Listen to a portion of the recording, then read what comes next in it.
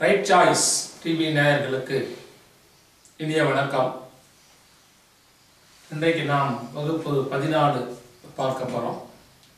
ஏற்கனவே கடந்த வகுப்பில் ஒரு வாக்கியத்தை உருவாக்குவதில் பங்கு கொள்ளும் அல்லது பயன்படுத்தப்படும் வார்த்தைகள், ஆங்கிலத்தில் என்னென்ன வார்த்தைகள் இருக்கு, அந்த வார்த்தைகள் ஒரு வாக்கியத்தில் என்ன செயலை செய்யுது, அவைகளை எப்படி பயன்படுத்தணும், அவைகளை பயன்படுத்தி எப்படி ஒரு வாக்கியம் பெருசாக்கப்படுகிறது போன்ற விவரங்கள்லாம் அடிப்படையாக பார்த்தோம். அந்த வகையில் ஆங்கிலத்தை பொறுத்தவரையும் பார்த்தோன்னா 8 வகையான வார்த்தைகள் இருக்கு, டைப்ஸ் இருக்கு அப்படின்றத பார்த்தோம். ஓகே, வார்த்தைகளை பார்த்துட்டோம். அந்த வார்த்தைகள் இணைத்து உருவாகக்கூடிய வாக்கியங்கள், வார்த்தைகள் தெரிஞ்சாதான் வார்த்தைகள் கற்றாச்சு. இப்போ அந்த வாக்கியங்கள் உருவாக்குறத பத்தி வாக்கியம் தான் நம்ம ஏற்கனவே பார்த்தா நீங்க நினைக்கலாம், நம்ம உருவாக்குறது ஒரு எளிய இருசொல் வாக்கியம் தான் உருவாக்கணும். இன்னும் வாக்கியத்தோட டைப் இப்பதான் பார்க்குறோம். இப்போ பாருங்க, இதான் என்ன சொல்லுவோம் அப்படின்னாக்கா வாக்கிய வகைகள் அப்படிங்கிறது தான் ஆங்கிலத்தில் சென்டென்ஸ் பேட்டர்ன் அப்படின்னு சொல்லுவோம். இந்த சென்டென்ஸ் பேட்டர்ன் அப்படின்னா மொத்தம் 4 வகையான வாக்கியங்கள் உள்ளன, அல்லது ஆங்கிலத்தில் உருவாக்கப்படும் வாக்கியங்கள் 4 பிரிவாக பிரிக்கப்படுகிறது. இந்த ஒவ்வொரு பிரிவு வாக்கியமும் ஒரு குறிப்பிட்ட செயலை, ஒரு குறிப்பிட்ட செய்தியை உணர்த்தக்கூடியது. அது என்ன 4 வகை அப்படின்னா, முதல் வகை பாருங்க, ஸ்டேட்மெண்ட். ஸ்டேட்மெண்ட் அப்படிங்கிறது செய்தி, ஏதோ ஒரு செய்தி அது சொல்லுது. மழை பொழிகிறது அப்படின்னா மழை பெய்யுது அப்படிங்கிற செய்தியை சொல்லுது. அந்த கார் வேகமாக செல்கிறது அப்படின்னு பார்த்தோன்னா கார் வேகமா போகுது அப்படிங்கிற ஒரு செய்தி சொல்லுது. ரவி கிவ்ஸ், ரவி கொடுக்கிறா, எதையோ ரவி கொடுக்கிறா அப்படிங்கிற ஒரு செய்தியை சொல்லுது. ஐ வாக்குடு, நான் நடந்தேன், ஒரு செய்தி, நான் நடந்த ஒரு செய்தியை கொடுக்கக்கூடியதெல்லாம் என்ன சொல்லுவோம் அப்படின்னா ஸ்டேட்மெண்ட் அல்லது செய்தி வாக்கியம். ஏற்கனவே நம்ம பார்த்தவைகள் எல்லாம் இந்த வகையை சேர்ந்தவை, ஸ்டேட்மெண்ட் அல்லது செய்தி வாக்கியங்களை தான் ஏற்கனவே நம்ம பார்த்திருந்தோம். இரண்டாவது வகை என்ன அப்படின்னு பாருங்க, இன்ட்ராகேட்டிவ் அல்லது கேள்வி வாக்கியம். மற்றவர்கிட்ட இருந்து நம்ம ஒரு செய்தியை தெரிந்து கொள்வதற்காக நாம் பயன்படுத்தக்கூடியவர்கள் கொஸ்டின்ஸ் அப்படின்னு சொல்றோம் பார்த்தாங்களா, இதுதான் கேள்வி வாக்கியம். கேள்வி, இந்த கேள்வி வாக்கியங்கள் உருவாக்கப்படுவதன் நோக்கம் எதையோ ஒரு பதிலை அவர்களிடமிருந்து நாம் பெறுவதற்காக, அல்லது அவர்கிட்ட இருந்து ஏதோ ஒரு செய்தியை பெற்றுக்கொள்வதற்காக நம்ம பயன்படுத்தக்கூடியது இந்த இன்ட்ராகேட்டிவ் எனப்படும் கேள்வி வாக்கியம். இது 2வது வகை. 3வது வகை அப்படின்னு பார்த்தோம்னா இம்பேரேட்டிவ். இம்பேரேட்டிவ் சென்டென்ஸ் அப்படின்னாக்கா கட்டளை, two fast, walk fast, come here அப்படின்னு சொல்ற பாருங்க. இது எல்லாமே ஒரு ஆர்டரை கொடுக்கக்கூடியது. கில் ஹிம், நம்ம ஒரு ஆர்டரை கொடுக்கிறோம், கட்டளை, ஆர்டர். இதுதான் 3வது வகை, இம்பேரேட்டிவ். கடைசி வகை பாருங்க, exclamatory. Oh god, I lost everything, ஐயோ கடவுளே எல்லாமே நான் இழந்துட்டேனே. Hi, I received a good compliment, ஒரு பெரிய பொருள், ஒரு பரிசு எனக்கு கிடைச்சிருச்சு. அப்போ இந்த எக்ஸ்கிளமேட்டரி இந்த உணர்ச்சிகளை வெளிப்படுத்தக்கூடிய வாக்கியங்கள்ன்றோம். இந்த இம்பரேட்டிவ் ஒரு கட்டளையை வெளிப்படுத்தக்கூடிய வாக்கியங்கள்ன்றோம். இந்த இன்ட்ராகேட்டிவ் அப்படிங்கிறது பதிலை எதிர்பார்த்து கேள்வியை உருவாக்கக்கூடிய வாக்கியங்கள்ன்றோம். ஸ்டேட்மெண்ட் அப்படிங்கிறது ஒரு செய்தியை கொண்டிருப்பவர்கள் ஸ்டேட்மெண்ட் அப்படிங்கிறோம். இதுதான் ஆங்கிலத்தில் பயன்படுத்தக்கூடிய 4 வகையான வாக்கியங்கள். இந்த 4 வகை வாக்கியங்களையும் நாம தெரிஞ்சிட்டோம்னா நம்ம உருவாக்கக்கூடியதெல்லாம் அல்லது வாழ்க்கையில் நம்ம பயன்படுத்தக்கூடியவர்கள் எல்லாம் இந்த 4ல ஏதோ ஒரு வகையை அடிப்படையாக அமையும். அந்த ஒவ்வொரு வகை எப்படி உருவாகுது, அதில் இருக்கக்கூடிய வார்த்தைகள் எப்படி இடம்பெற்றிருக்கு, அந்த என்ன அர்த்தத்தை வெளிப்படுத்துது அப்படிங்கிறதெல்லாம் இந்த வகையை பொறுத்து தான் நாம் அறிந்து கொள்ள முடியும். இப்போ பாருங்க, இந்த ஸ்டேட்மெண்ட் நாம் ஏற்கனவே நம்ம பார்த்த அந்த ஸ்டேட்மெண்ட், இதுல 2 டைப் இருக்கு. ஒன்று அஃபிர்மேட்டிவ், இன்னொன்று நெகட்டிவ். இந்த அஃபிர்மேட்டிவ் அப்படிங்கிறது என்ன அப்படின்னு பார்த்தோம்னாக்கா, இந்த நெகட்டிவ் அப்படிங்கிறது எதிர்மறை வாக்கியம். எதிர்மறை அப்படின்னாக்கா நான் தூங்கவில்லை, நான் கொடுக்கவில்லை, நான் சாப்பிடவில்லை, அவன் வரமாட்டான், எதிர்மறையா சொல்றது. இதுதான் என்ன சொல்லுவோம், நெகட்டிவ். இது வந்து நெகட்டிவ் அப்படின்னு சொல்லுவோம். நடக்காதது. இந்த அஃபர்மேட்டிவ் அப்படிங்கிறது வந்து பாசிட்டிவா இருக்கக்கூடியது. நான் தூங்குகிறேன், நான் சாப்பிடுகிறேன், அவன் கொடுக்கிறான், அது குதிக்கிறது, அவர்கள் படிக்கிறார்கள்.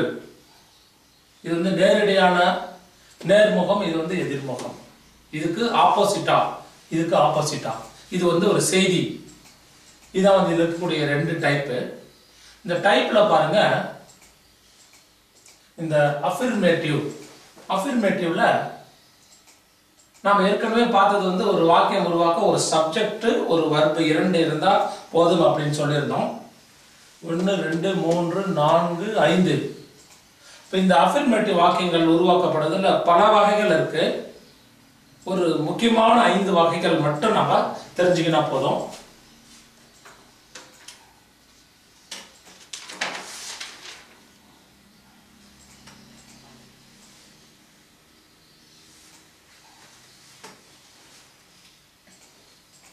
இதை வந்து எதிர்மறை அப்படின்னு சொல்லிட்டோம்.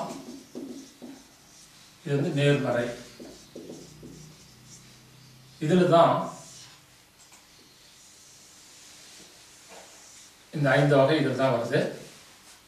இதில் ஃபர்ஸ்ட் வகை பாருங்க, S + V. நம்மளோட ஃபார்முலாவில் நம்ம பயன்படுத்தக்கூடியது பாருங்க, இதுதான் இந்த S + V. இதுதான் வந்து ஒரு வகை. இந்த எஸ்ங்கிறது சப்ஜெக்டை குறிக்கும், V அப்படிங்கிறது வந்து வர்பை குறிக்கும் அப்படிங்கிறது உங்களுக்கு தெரியும். அந்த முதல் வகை S + V. அதில் பாருங்க ஒரு வாக்கியம், எஸ்ங்கிறது சப்ஜெக்ட், நான் என்ன சொல்றேன், ஐ கில்டு அப்படின்னு சொல்றேன். ஐ கில்டு. பொதுவா இந்த அஃபர்மேட்டிவ் அல்லது வந்து இந்த ஸ்டேட்மெண்ட் வகை வாக்கியங்களை நாம 2 பிரிவா பிரிப்போம். அந்த ஃபர்ஸ்ட் இருக்கக்கூடியது என்ன அப்படின்னு சொல்லுவோம்னா,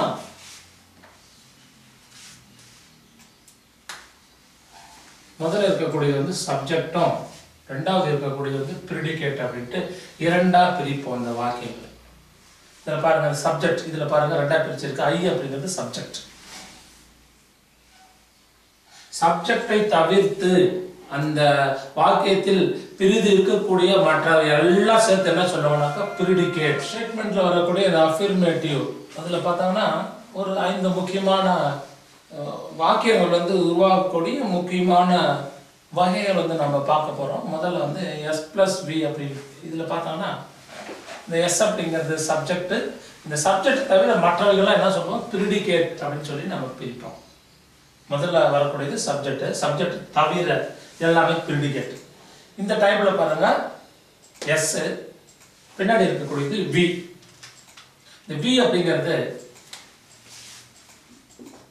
இதுதான் V, இதுதான் S.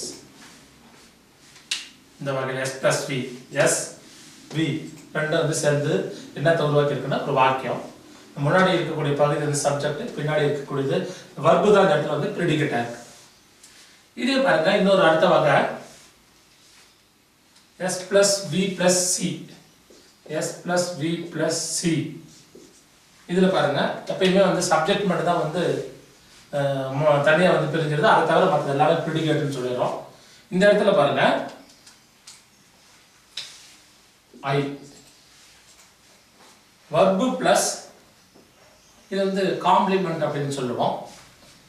Verb plus complement. இந்த வார்த்தையில பாருங்க சப்ஜெக்டும் ஒரு வர்பும் சேர்ந்து ஒரு செய்தியை வந்து வெளிப்படுத்துது.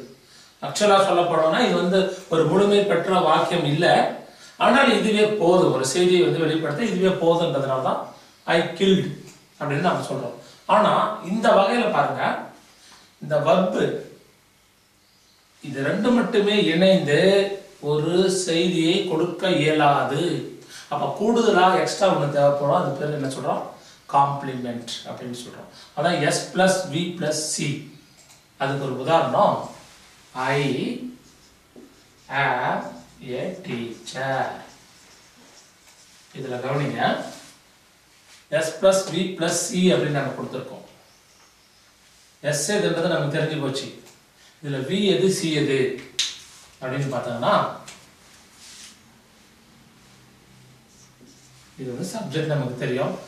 இதுல வி எது verb எது அப்படினு பார்த்தனா இந்த amன்றது மட்டும் இருக்கு பாருங்க ஆக்சுவலா am அப்படிங்கிறது வந்து நாம வந்து ஆக்ஸிலரி வெர்ப்ல பார்த்தோம் ஆக்ஸிலரி வெர்ப்ல வந்து இது வந்து பிரைமரி ஆக்ஸிலரின்னு பார்த்தோம் பிரைமரி ஆக்ஸிலரில வந்து பி வெர்ப்னு பார்த்தோம் பி வெர்ப்ல வந்து பிரசன்ட் காட்டுறதுக்காக am as am is are இது மூன்று வரும்னு சொன்னோம் அதுதான் வந்து இந்த am அந்த ஆக்ஸிலரி வெர்ப்ன்றது என்னன்றது நான் பார்த்தேன்னா சில நேரங்களில் இது மட்டும் தனியாக இருந்த காலத்தை காட்டும் சில நேரங்களில் மெயின் வெர்போட கூட சேர்ந்து பாருங்க இது வந்து am going இது வந்து மெயின் வெர்ப் இது வந்து ஆக்ஸிலரி வெர்ப் சில நேரங்களில் ஆக்ஸிலரி வெர்ப் மெயின் வெர்போட கூட சேர்ந்து காலத்தை காட்ட பயன்படும் சில நேரங்களில் தனியாக நின்று காலத்தை காட்டும் அப்படின்னு நம்ம பார்த்தோம் இங்க பாருங்க தனியா இது மட்டுமே நிக்குது I am a teacher இப்போ ஒரு சப்ஜெக்ட் ஒரு verb இத விட்டுட்டு பாருங்க I am னு பார்த்தா I am ட்ட வந்து ஒரு சென்டென்ஸ் வந்து அது ஒரு முழுமைப்பட்ட சென்டென்ஸ் அமையல I am நான் யார் முழுமை பெறல இதோட சேர்த்து பாருங்க I am a teacher நான் ஒரு ஆசிரியர் I am a driver I am a king I am a policeman அப்போ இந்த காம்ப்ளிமெண்ட் இல்லாமல் இந்த வாக்கியம் முழுமை அடையாது இது போன்ற வகைகளை தான் என்ன சொல்லுவோம் s + v + c subject + verb + complement அப்ப நாம ஏற்கனவே subject + verb டைப் ஏற்கனவே பார்த்திருக்கோம் இப்ப பாருங்க இது ஒரு புது வகை இந்த புது வகையில verb-ஓட வேலையை அந்த ஆக்ஸிலரி அப்படிங்கற துணை வினைச்சொல் மட்டுமே செய்யும் இதுல பாருங்க இதுக்கு இன்னொரு உதாரணம் சொல்லணும்னா I have a house அப்படினு சொல்லலாம்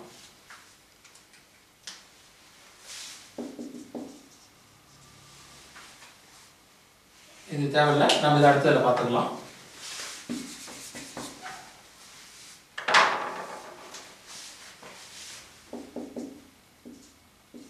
He was a student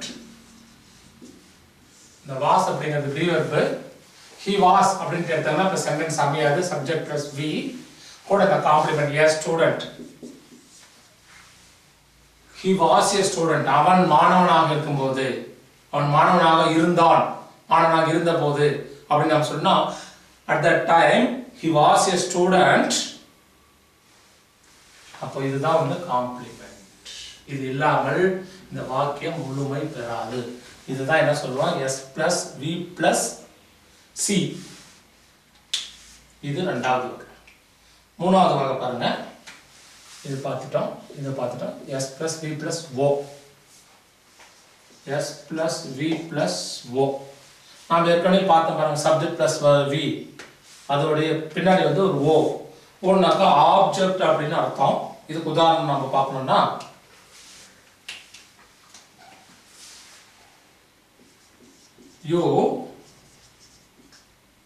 you gave a mango இதுல பாருங்க இந்த you அப்படிங்கிறது என்னன்றது நமக்கு தெரியும் சப்ஜெக்ட்டா வந்த இடத்துல இது வந்து சப்ஜெக்ட் gave அப்படிங்கிறது என்ன அப்படினு பாருங்க gave அப்படிங்கிறது வந்து நம்ம ஏற்கனவே தெரியும் நமக்கு வந்து verb s + v you அப்படிங்கிறது சப்ஜெக்ட் இந்த gave a mango அப்படிங்கிறது predicate இந்த predicate பாருங்க ரெண்டு வார்த்தைகளால் உருவாக்கப்பட்டிருக்கு அப்ப gave அப்படிங்கிற ஒரு verb இன்னொன்னு own ஒன்னு வந்திருக்கு அந்த ownது என்ன அப்படினு பார்த்தா ஆப்ஜெக்ட் இதன் அர்த்தம் பாருங்க you gave நீ கொடுத்தாய் என்னத்தை கொடுத்த what அப்படிங்கிற ஒரு கேள்விக்கு நமக்கு கிடைச்சிருக்கக்கூடிய ஆன்சர் தான் அந்த ஆப்ஜெக்ட் என்னத்தை கொடுத்த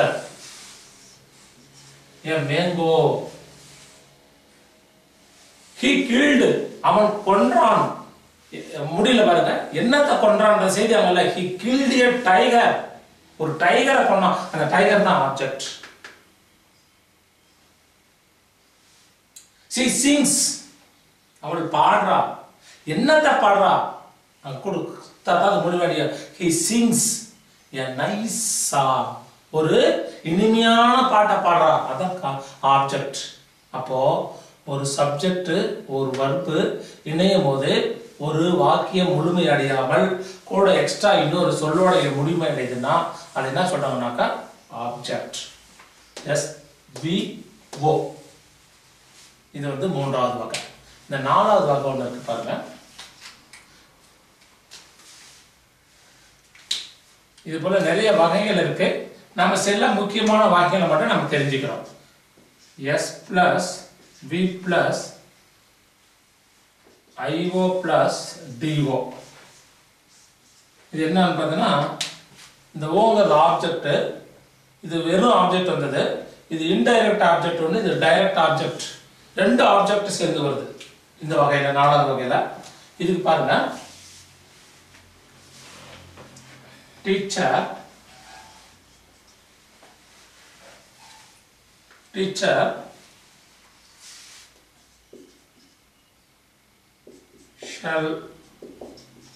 shall give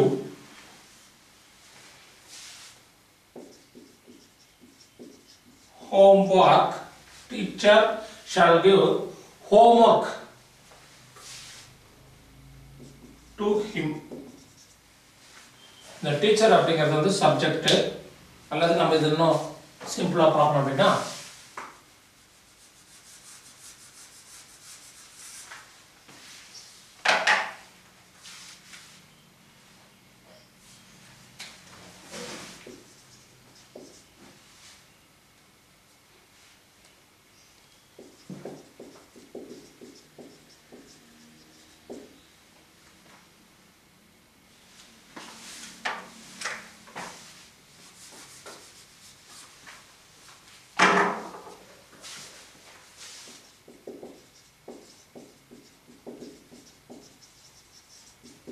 இது பாருங்க, இது மேட்ச் ஆகுற மாதிரி. டீச்சர் கேவ், இந்த டீச்சர் அப்படிங்கிறது சப்ஜெக்ட், கேவ்ங்கிறது வெர்பு, சப்ஜெக்ட் வெர்பு. இங்க பாருங்க ஒரு டைரக்ட், டீச்சர் கேவ், டீச்சர் கொடுத்தாள், என்னத்தை கொடுத்தா அப்படிங்கிறது தான் முழுமையாடியா. என்னத்தை கொடுத்தான்னா பனிஷ்மெண்ட், பையன் தப்பு பண்ணிட்டான், பனிஷ்மெண்ட் கொடுத்தா. Teacher cave punishment.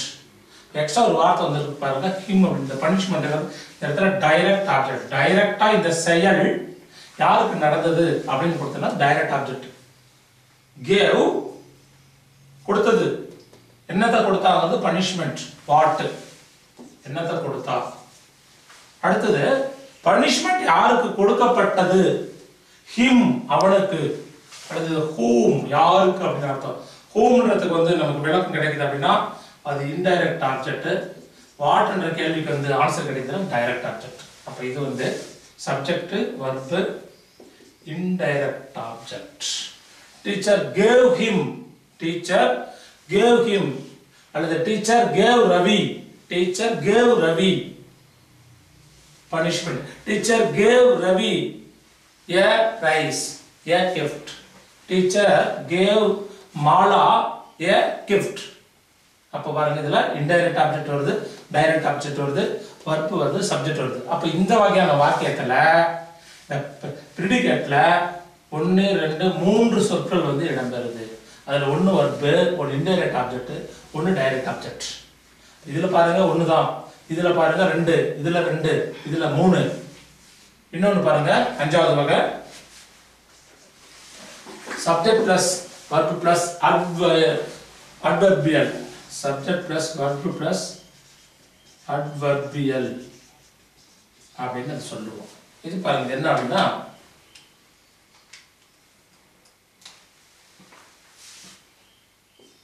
I walked. Subject verb நமக்கு என்ன தெரியுது, I walked. Subject verb. இப்ப மிச்சம் வந்து பாருங்க adverbial. இந்த adverbial அப்படிங்கிறது இத பத்தி எக்ஸ்ட்ரா செய்தி வந்து நமக்கு கொடுக்கும். I walked, நான் விளையாடினேன், எங்க விளையாடின அப்படிங்கறத பத்தி எக்ஸ்ட்ரா செய்தியை கொடுக்கக்கூடியது வந்து adverbial அப்படின்னு சொல்லுவோம். அது பாருங்க, I walked near a temple. I walked near a temple. ஒரு கோயிலுக்கு அருகில் நான் விளையாடினேன். இதுதான் சார் வந்து adverbial. ஒரு இடத்தை பற்றியோ அல்லது ஒரு நேரத்தை பற்றியோ, அது வேற மாதிரி நம்ம எழுதலாம். I walked I walked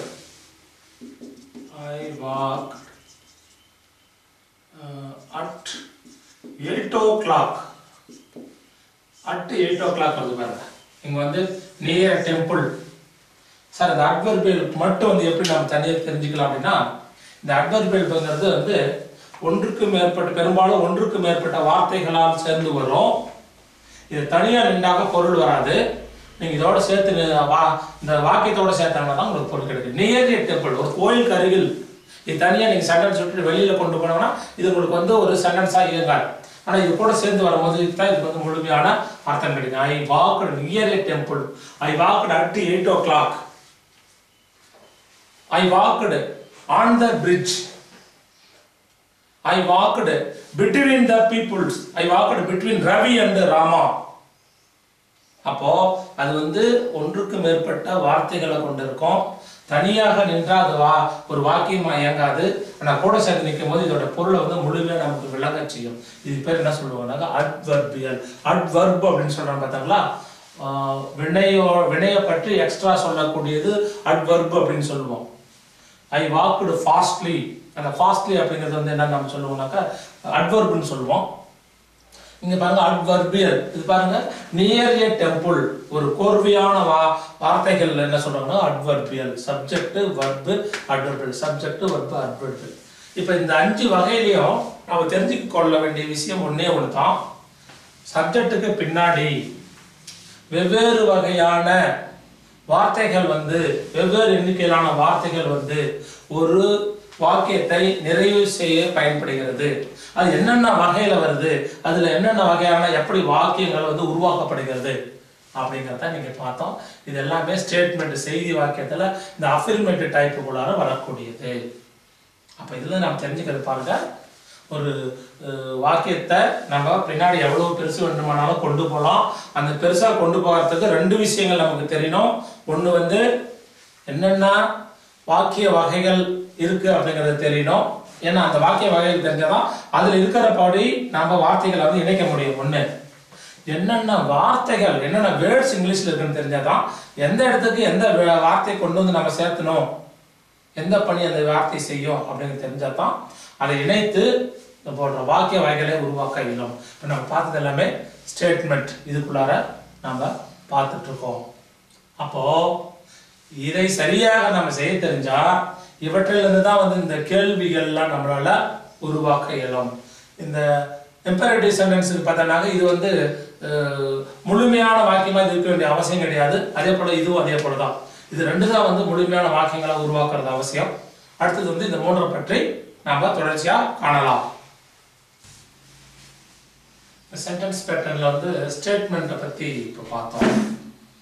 ஸ்டேட்மெண்ட்ல வந்து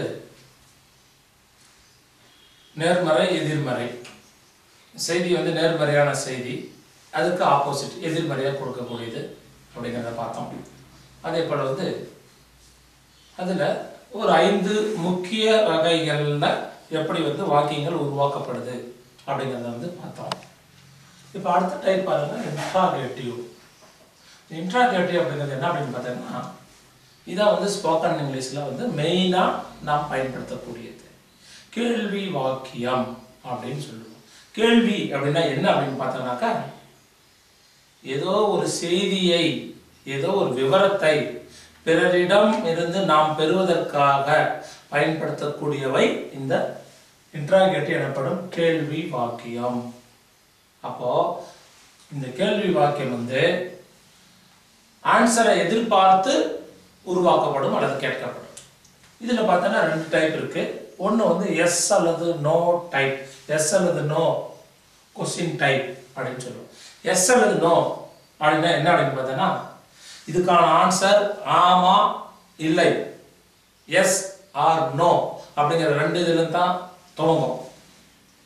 நீ சாப்பிட்டியா அப்படின்னு கேள்வி கேட்டா ஆமாம் நான் சாப்பிட்டேன் அப்படின்னு நம்ம சொல்லலாம். அல்லது இல்லை நான் சாப்பிடவில்லை அப்படின்னு வந்து வரும். அதுக்கு பாருங்க,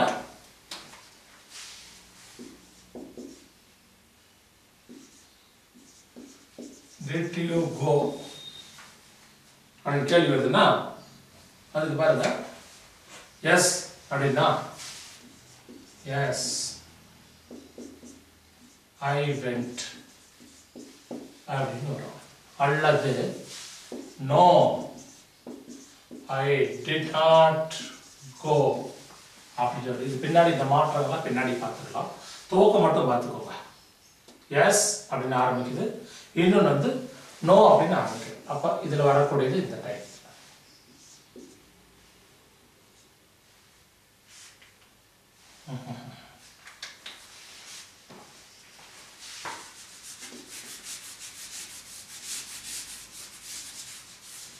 இதுக்கான பதில் வந்து இந்த கேள்விக்கான பதில் வந்து ஒன்று வந்து எஸ் அல்லது நோ அப்படின்றதுல தான் வரும். டிட் யூ கோ அப்படின்னு சொல்லிட்டு வந்து கேள்வி வரக்கூடியதான் வந்து எஸ் அல்லது no type of interrogative sentence அப்படின்னு சொல்லுவோம். அதுக்கு வந்து வரக்கூடிய ஆன்சர் வந்து ஒன்று ஸ்டார்ட் ஆகும்போது எஸ் அப்படின்னு ஸ்டார்ட் ஆகலாம், அல்லது நோ அப்படின்ட்டு ஸ்டார்ட் ஆகும். இது வந்து இந்த டைப்ல வரும். ரெண்டாவது ஒரு டைப் இருக்கு பாருங்க, டிஸ்கிரிப்டிவ். இந்த டிஸ்கிரிப்டிவ் இது பாருங்க, கேள்வி இதுக்கு when did you go அப்படின்னு கேள்வி. இதான் டிஸ்கிரிப்டிவ் டைப்ல கேள்வி. இதுக்கு என்ன அர்த்தம் அப்படின்னு பார்த்தீங்கன்னா, when did you go நீ எப்போது போனாய். when did you go நீ எப்பொழுது போனாய். இதுக்கு ஆன்சர் பாருங்க, எஸ் அப்படின்ட்டு நீங்க ஆரம்பிக்க முடியாது, நோ அப்படின்ட்டு நீங்க ஆரம்பிக்க முடியாது. அப்ப அதுக்கு ஆன்சர் ஏதோ ஒரு விவரம் அல்லது ஏதோ ஒரு விளக்கம் அல்லது ஏதோ ஒரு செய்தியோட தான் அந்த ஆன்சர் வந்து நம்ம கொடுக்க முடியும். இதுக்கு ஆன்சர் வருது அப்படின்னு பார்த்தோம்னாக்கா, I went last month. இப்போ இது பாருங்க ஆன்சர், I went இந்த ஒரு செய்தி போன மாசம் நான் போனேன் அப்படின்ட்டு இதுக்கு ஆன்சர் வருது. இதுதான் என்ன சொல்ற, டிஸ்கிரிப்டிவ், விளக்கமான விடை கொண்ட கேள்வி. விளக்கமான விடைக்காக உருவாக்கப்படும் விளக்கம். அதுக்கு தான் என்ன சொல்றதுன்னா விளக்கமான விடை. விளக்கமான விடைக்காக உருவாக்கப்படக்கூடிய கேள்விகள் டிஸ்கிரிப்டிவ் டைப் அப்படின்னு சொல்லுவோம். இது பாருங்க, ஆம் அல்லது இல்லை என்ற வகையில் விடை கிடைக்கக்கூடிய கேள்விகள் yes or no type questions அப்படின்னு சொல்லுவோம். அப்போ இன்ட்ராகேட்டிவ்ல ரெண்டு வகையான வாக்கியங்கள் உண்டு. ஒன்று yes or no type questions, ரெண்டாவது டிஸ்கிரிப்டிவ் டைப் கொஸ்டின்ஸ். ஸ்போக்கன் இங்கிலீஷில் ரெண்டு முக்கிய விஷயங்கள் சொல்லியிருக்கோம். ஒன்று வந்து கேள்வி கேட்பது, இதுதான் சார் கேள்வி கேட்க, இப்படிதான் சார் வந்து கேள்விகள் வருது. இந்த கேள்விகள் எங்க இருந்து எந்த டைப்ல இருக்குன்னா இன்ட்ராகேட்டிவ்ல இருக்கு. ஏற்கனவே பாருங்க, நம்ம இந்த ஸ்டேட்மெண்ட்ல வந்து செய்தி அப்படின்னு பார்த்தோம். ஆன்சர் அப்படிங்கிறது வந்து இங்க தான் வந்து ஆன்சர்லாம் வந்து உருவாகுது. அதுலேயே வந்து ரெண்டு பார்த்தா, நேர்மறை எதிர்மறை அப்படின்னு பார்த்தோம். ஆம்னு சொல்றது ஒன்று, இல்லை அப்படின்னு சொல்றது ஒன்று பார்த்தோம். இதுதான் இதுல தான் ஆன்சர் கிடைக்குது, இதுல தான் கேள்வி கிடைக்கும். அப்போ ஆங்கிலத்தில் மொத்தம் 4 முக்கிய வாக்கியங்கள் வகைகள் சொல்லிட்டோம். கேள்விக்காக இருக்கக்கூடியதெல்லாம் வந்து இந்த இன்ட்ராகேட்டிவ் டைப்பு. பதிலெல்லாம் எங்கிறது கிடைக்குது அப்படின்னு பார்த்தாங்க இந்த ஸ்டேட்மெண்ட், இந்த ரெண்டு வகை. இந்த இம்பேரட்டிவ் அப்படின்னு ஒன்று இருக்கு பாருங்க. இந்த இம்பேரட்டிவ் அப்படிங்கிறது வந்து ஒரு குறைவாக பயன்படக்கூடியது. இது வந்து கட்டளை, ஒரு எஜமான் வந்து தன்னுடைய பணியாளுக்கு எடுத்துட்டு வாடா. இதுல வந்து ஒரு முழுமையான சென்டென்ஸ் இல்லை. இது பாருங்க,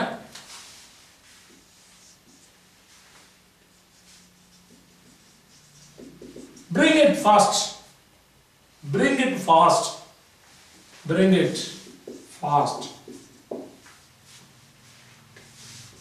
do now. இதெல்லாம் வந்து இம்பேரட்டிவ் டைப் அப்படின்னு சொல்லுவோம். நம்ம ஏற்கனவே பார்த்தது ஒரு வாக்கியம் அப்படின்னால அதுல வந்து ஒரு சப்ஜெக்ட் இருக்கணும் அப்படின்னு சொல்லி நாம சொல்லியிருக்கோம். இதுல பாருங்க, இதுல சப்ஜெக்ட் எங்க இருக்குன்னு பாருங்க. பிரிங், பிரிங் அப்படிங்கிறது வந்து எதை காட்டுறதுன்னா வர்பு குறிக்குது. இதெல்லாம் வந்து சப்ஜெக்ட்ல வரல. இதுல பாருங்க சப்ஜெக்டே இல்லை.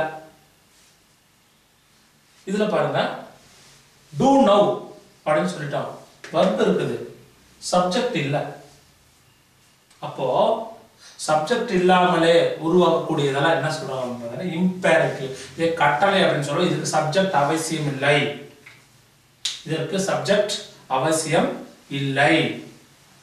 இது வந்து இந்த மூன்றாவது வகை. நாலாவது வகை பாருங்க, எக்ஸ்கிளமேட்டரி அப்படின்னு ஒரு வகை இருக்கு. எக்ஸ்கிளமேட்டரி அப்படிங்கிறத வந்து வியப்பு வாக்கியங்கள் அப்படின்னு சொல்லுவோம். வியப்பு அப்படின்னா, வியப்பு அப்படிங்கிறத விட சூழ்நிலைகள்ல நம்மளோட உணர்ச்சிகளை நாம எப்படி வெளிப்படுத்துகிறோம் அப்படிங்கிறத வந்து வியப்பு அப்படின்னு சொல்லுவோம். இப்போ வந்து சந்தோஷமா இருக்க வந்து ஹாய் அப்படின்னு நம்ம வந்து துள்ளி குதிக்கிறோம். ஹாய் அப்படிங்கிறது ஒரு தனி வார்த்தையா எடுத்து நீங்க பார்த்தாங்கன்னா அந்த ஹாய்க்குன்ட்டு தனியா வந்து மீனிங் கிடையாது. ஹாய் நான் ஜெயிச்சிட்டேன்.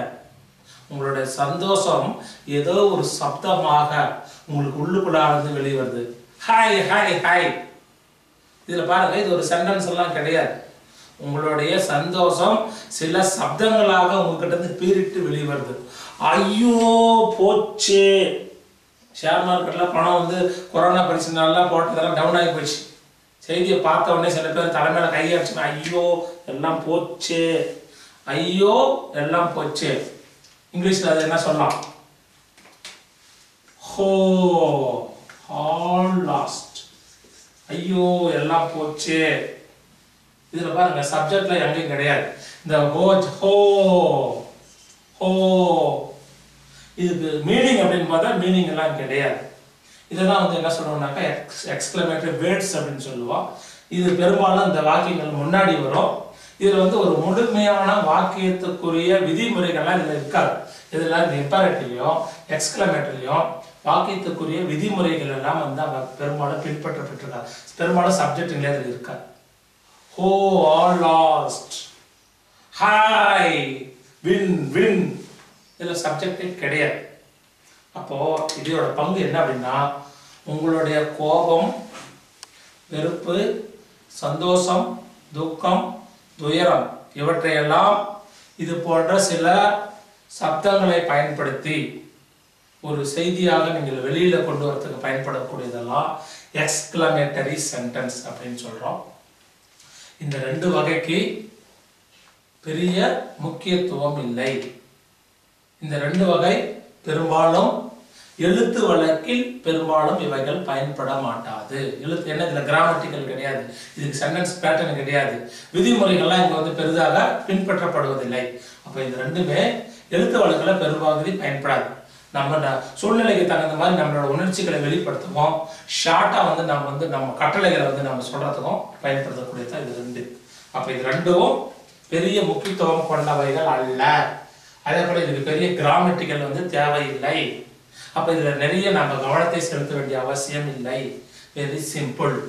அப்போ ஸ்போக்கன் இங்கிலீஷ் அப்படின்னா நாம் தெரிந்திருக்க வேண்டிய ரெண்டு முக்கிய வகைகள் அப்படின்னு பார்த்தோன்னா, ஸ்டேட்மெண்ட் சென்டென்ஸ் ஒன்று, இன்ட்ராகேட்டிவ் சென்டென்ஸ் ஒன்று. ஸ்டேட்மெண்ட் தான் வந்து ஆன்சர் எங்கேருந்து கிடைக்குதுனாக்க இது உள்ளார தான் வருது. இப்போ பாருங்க, அது உள்ளார தான் வருதா அப்படின்னா, இந்த did you go அதுக்கு பதில் பாருங்க,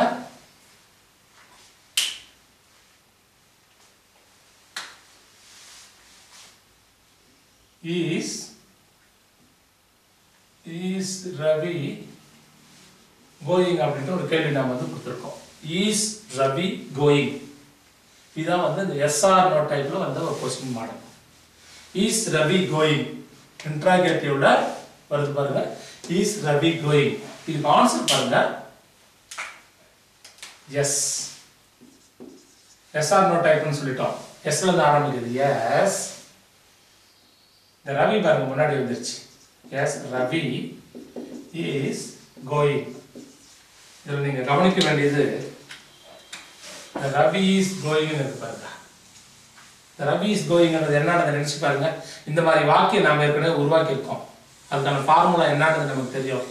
சப்ஜெக்ட் வர்போட ஐஎன்ஜி, அப்ப இதுக்கு முன்னாடி என்ன வந்திருக்கு, B, S plus B plus V அப்பாஸ்ட்ரோபில ஐஎன்ஜி. அப்ப இதுக்கு எங்க நாம யூஸ் பண்ணிருக்கோம் அப்படின்னு பார்த்தோம்னாக்கா ஃபார்முலா நம்பர் 4. ஃபார்முலா நம்பர் 4ல வந்து 3 இருக்கு. ஒன்னு present continuous, past continuous, future continuous. இந்த ஈஸ் வந்ததுனால இது எதுல வருது அப்படின்னு பார்த்தோம்னாக்கா ஆம், ஈஸ், ஆர் அப்படிங்கிற பி வெர்போட நிகழ்கால பிரசன்ட் காட்டுறதுனால பிரசன்ட் கண்டினியூஸோடைய ஃபார்ம் தான் இது. இருக்கு பாருங்க, S plus B plus V அதோட ஐஎன்ஜி. அப்ப நாம் ஏற்கனவே பார்த்த மாடல் அதுக்கு முன்னாடி கூடுதலாக எஸ் அப்படின்னு ஒரே ஒரு வார்த்தை இணைத்துக் கொள்வதன் மூலம் இது ஒரு பதிலாக வந்திருக்கு. அப்போ இந்த நம்ம ஏற்கனவே பார்த்த மாதிரி இந்த ஸ்டேட்மெண்ட், இருசொல் வாக்கியங்கள் இதெல்லாம் எதுக்குன்னா இவைகள் தான் பதில்களை வந்து நம்ம வாங்குறோம்.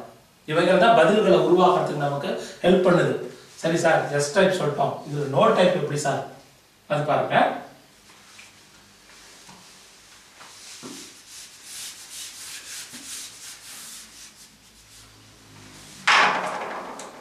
இது எஸ்ல வந்துருச்சு. No, Ravi is not going. இது நெகட்டிவ். நெகட்டிவ் அப்படின்னு வரும்போது முன்னாடி நோ கூடுதலா பாருங்க ஒரு நாட் ஒன்று எக்ஸ்ட்ரா வந்துருச்சு. மற்றது ஏற்கனவே நமக்கு இருக்கக்கூடிய அதே வாக்கியம் இருக்கு பாருங்க. ரவி இஸ் கோயிங் அப்படியே இருக்கு. கூடுதலா ஒரு நோவும் ஒரு நாட்டும் தான் நம்ம கம்பைன் பண்ணிட்டா அந்த போன்ற வாக்கியம் ஒரு எதிர்மறை விடையாக மாறிவிட்டது. சரி சார், இந்த டைப் எங்க சார் வருது? அதுக்கு கேள்வி பாருங்க.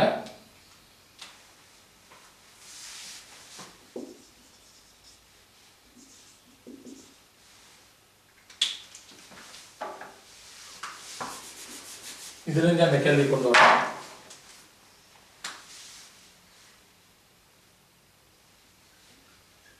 Where is Ravi going? இது பாருங்க. Is Ravi going இருக்கு பாருங்க. அந்த is Ravi going அப்படியே வந்துருச்சு. இதுக்கு முன்னாடி where WHERG where அப்படிங்கிற ஒரு வார்த்தை சேர்த்தன உடனே இந்த எஸ் ஆர் நோ டைப்ல இருந்து அது என்ன டைப்பா மாறிடுச்சுன்னா டிஸ்கிரிப்டிவ் விளக்கமான கேள்வியா மாறிடுச்சு. இதுக்கு வந்து is Ravi going பதில் எஸ் Ravi is going அல்லது no Ravi is not going நம்ம ஆன்சர் கொடுத்துட்டோம். ஆனா இந்த மாதிரி முன்னாடி ஒரு வேர் அப்படின்னு ஒரு வார்த்தை வரும்போது வேர்னா என்ன அர்த்தம்னா எங்க அப்படின்றது கேட்டது. அப்ப அதுக்கு பதில் வந்து எஸ் அப்படின்னு சொல்ல முடியாது, நோன்னு சொல்ல முடியாது, ஒரு விளக்கம் கொடுக்கணும். வேர்னா எங்க, அப்ப அதுக்கு ஆன்சர் பாருங்க. Where is Ravi going, Ravi எங்கு சென்று கொண்டிருக்கிறான் அப்படின்னு கேள்வி கேட்கறாங்கன்னா பதில் என்ன நம்ம சொல்லுவோம்? ரவி கோயிலுக்கு சென்று கொண்டிருக்கிறான், ரவி அலுவலகத்திற்கு சென்று கொண்டிருக்கிறான், ரவி வீட்டுக்கு சென்று கொண்டிருக்கிறான், ரவி மார்க்கெட்டுக்கு சென்று கொண்டிருக்கிறான், இப்படிதான் ஆன்சர் வரும். அப்ப பாருங்க நம்ம இந்த மாடல் பாருங்க. ரவி இஸ் கோயிங், இப்போ எங்கன்றத கூட நம்ம ஜாயின் பண்ணிடலாம். To temple, Ravi is going to temple. நெக்ஸ்டா பாருங்க, இதுதான் இந்த டிஸ்கிரிப்டிவான ஆன்சர். இது இருக்கு பாருங்க. ரவி இஸ் கோயிங் அப்படிங்கிறது நம்ம வழக்கமாக உருவாக்கின அந்த செய்தி வாக்கியம். இதுதான் சார் வந்து டிஸ்கிரிப்டிவ்க்கு ஆன்சர், டிஸ்கிரிப்டிவ் கேள்வி. அப்போ இதுவரை நம்ம இந்த ஃபார்முலாவை பயன்படுத்தி நம்ம உருவாக்க கற்றிருந்தாங்கன்னா அதுல இருந்து தான் கேள்வி உருவாக்க முடியும். அவைகள் தான் பதில் உருவாக்குறதுக்கு நமக்கு பயன்படுது. எக்ஸ்ட்ரா 1-2 பிட்டு வேலைகள் மட்டும் தான் எஸ் அல்லது நோவை சேர்த்துறோம், இங்கே நாட்டை சேர்த்துறோம், இங்கே ஒன்று முன்னாடி கொண்டு போகிறோம், ஒன்று பின்னாடி கொண்டு போகிறோம். இதெல்லாம் எக்ஸ்ட்ரா பிட்டு வேலைகள். ஆனால் இதை முழுமையாக நமக்கு தெரிஞ்சால் தானே இதுவோ அல்லது இதுவோ அல்லது இதுவோ அல்லது இதுவோ நம்மளால உருவாக்க முடியும்.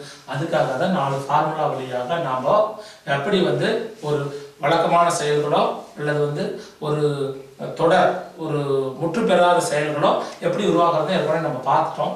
இப்போ வந்து வாக்கியங்கள்ல எத்தனை வகைகள் இருக்கு, என்னென்ன வார்த்தைகள் வந்து ஒரு வாக்கியத்தில் பயன்படுத்துகிறோம் அப்படிங்கிறதெல்லாம் பார்த்துட்டோம். அடுத்த வகுப்பில் நம்ம பார்க்க போகிறது எப்படி ஒரு பெரிய அல்லது ஒரு நீளமான வாக்கியம் உருவாக்குறோம். ஏற்கனவே நாம் கற்றுக்கொண்டவைகளை பயன்படுத்தி ஏற்கனவே என்னென்ன வார்த்தைகள் அப்படின்றத பார்த்தோம். இந்த வாக்கியங்கள் எல்லாம் எடுத்துட்டு போய் எப்படி ஒரு சென்டென்ஸ்ல யூஸ் பண்ண போறோம். அந்த சென்டென்ஸ் வந்து எப்படி இருக்கணும் அப்படிங்கிறது ஒரு 5 வகை பார்த்தோம். இந்த வகைகளில் ஒரு வாக்கியத்தை உருவாக்குறதுக்கு எப்படி வார்த்தைகளை கொண்டு வந்து நம்ம சேர்த்த போறோம் அப்படிங்கிறத அடுத்த வகுப்புல பார்க்க போறோம். இவ்வளவு நாம நடத்தினாலும் ஃபார்முலா மட்டும் ஞாபகம் வச்சுக்கோங்க. ஃபார்முலா நம்ம எடுத்து வச்சு பயன்படும் போது இதெல்லாம் வந்து உங்களுக்கு ஆட்டோமேட்டிக்கா வந்துடும். அடுத்த வகுப்புல ஃபார்முலா 5 கொடுத்து பார்க்க போறோம்.